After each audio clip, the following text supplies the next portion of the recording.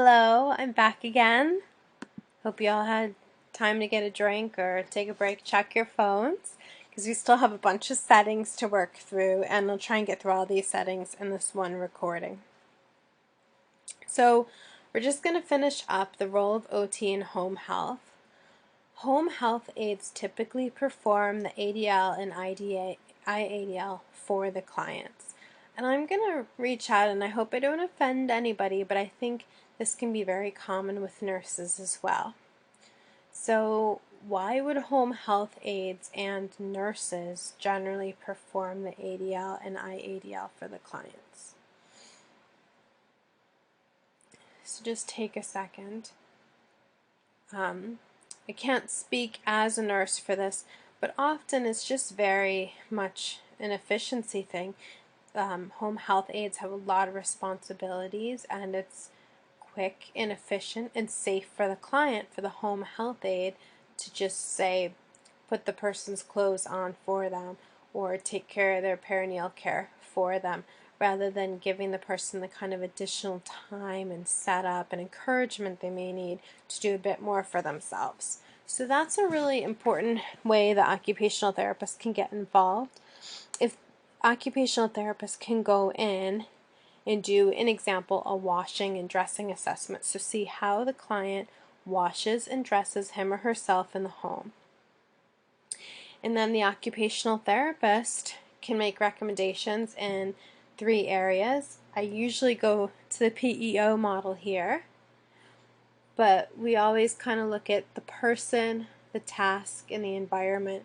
So the occupational therapist can look at the environment. An example, if the client had a tub transfer bench, would they then be able to get into the shower or the tub more independently? They can look at the person. Does the person have impaired balance or strength or range of motion in their upper extremities that's impacting their ability to wash themselves? And then we can also look at the task, see how they're doing it. Is there any way we can change the task to improve their safety or functional performance? So that's just one example specific to the ADL and IADL, how we could do the assessment and make some recommendations, and then also go and work with a home health aide and develop a plan to help maintain that client's independence. Because with home health, even if a rehab is coming in a couple times a week, or let's say once a day, that's not a lot of activity for somebody. So older adults get a lot of their activity, maintaining their strength and their balance and their endurance, by engaging in typical functional activities like gardening, cooking, shopping, walking up to the stairs to go to the bathroom or to get laundry. So it's really important to maintain the person's independence and mobility for that, as well as these are engaging the person in tasks that are meaningful to them and maintaining their independence, and also increasing their safety and decreasing their risk of fall. Occupational therapist plays a critical role on the home healthcare team because of the client's performance, focus on performance and skills in home environment.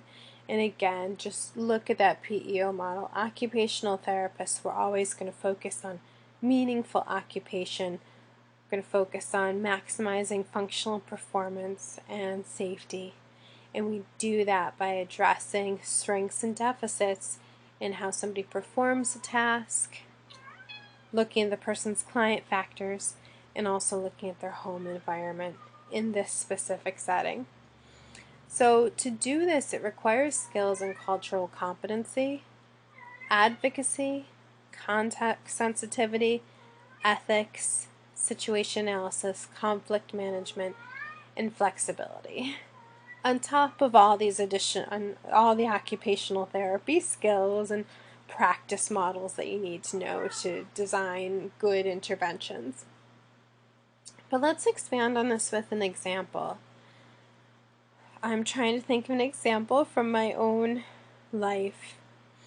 I think something that I've seen repeatedly when I've provided home health is working with an older adult, male, And due to that male's cultural background and values and family situation, he might have several family members living at home, and he may be very happy to have those family members care for him.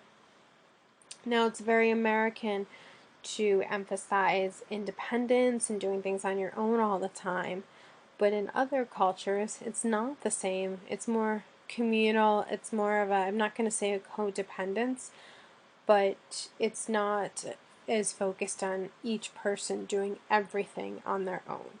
So that can provide challenges as an occupational therapist. An example, and this is my own shortcoming, I might really want that person to go to the bathroom on his or her own, but he might be very happy just having one of his children or his wife assist him with the clothing maintenance and going to the bathroom. So there's right there, my values and the client's values aren't in line. But what needs to be done is I need to say, okay, I'm going to be client-centered here. I need to be sensitive to that person's values and the family and environmental setup that he has.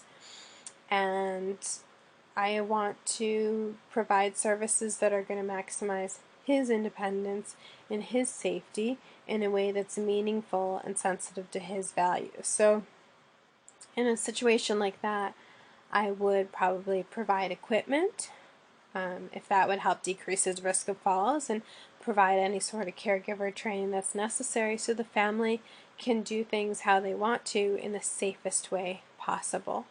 And I would also obviously describe the benefits why I think it might be advantageous for him to do his own transfers or things like that. Conflict management, that's something that can come up too. I think it can be a real challenge in home health. It can be, conflict management is a challenge anywhere, but in home health as an occupational therapist, you may be going alone into a home.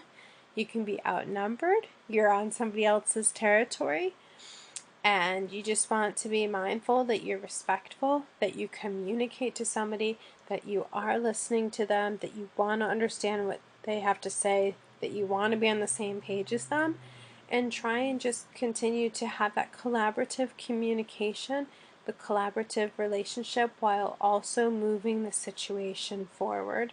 And remember to always show respect to your clients, to yourself, and to anybody else in the MDT. So, the pros and cons of treatment in the home. We won't go into this too much, but again, it's the idea of transferability. So, an example, if you're in a subacute rehab setting and you practice a tub transfer with somebody, you're trying to simulate what it would be like to do the tub transfer at home. But when you do it actually at home, you don't need to do that, so you don't need to worry about them generalizing the skills they learned in subacute to a new situation or a different tub. It's right there. They're performing it how and where they would need to be performing it longer term. So again, OT in home health care settings. So some things that we use are the occupational profile and occupational analysis. Canadian Occupational Performance Measure is a great tool for assessing clients' priorities. You want to examine their habits, routines, and roles. That can be part of the occupational profile and occupational analysis. I think one of the ways I collected a lot of that information in my own practice is I'll say, okay, can you please walk me through your ordinary day? And they'll say, okay, well, I get up, I go get a cup of tea. And I'll ask them to expand. All right, so what time do you wake up?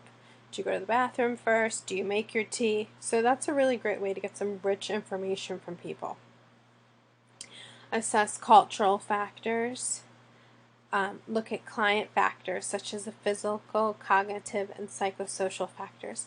A lot of these things you can get as part of a good occupational profile and even a like a functional assessment. So in home care, a lot of times just doing an occupational profile, that's going to give you a good sense of how they're performing, how they perceive themselves to be performing, what their values are, how they're functioning cognitively and psychosocially.